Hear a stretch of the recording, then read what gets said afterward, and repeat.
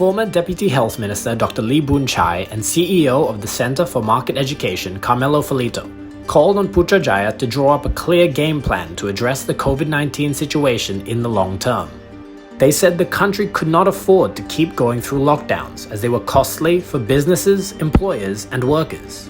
Lee told FMT that the government needed to speed up the vaccine rollout and to boost public health measures like contact tracing and mass testing.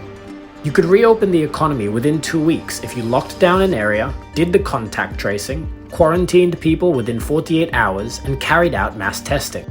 Lee said he believed the government was now too reliant on movement control orders, which were costly and inefficient, and called for proactive measures to be put in place. We need to have clearer direction as to how we are going to get out of this mess, he said. It's not good enough to just have an MCO and hope cases will go down. Ferlito said there appeared to be no exit strategy, and alleged that the authorities had underestimated the risk of rising infections after the first 2 lockdowns.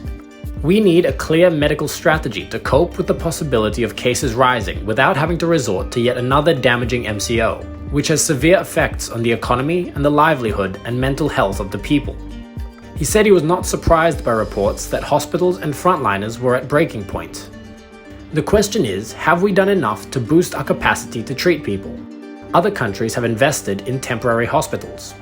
Ferlito said the government could introduce a temporary tax to support COVID-19 measures if funding was an issue, which he believed businesses would support provided they were given an assurance that they could operate as normally as possible.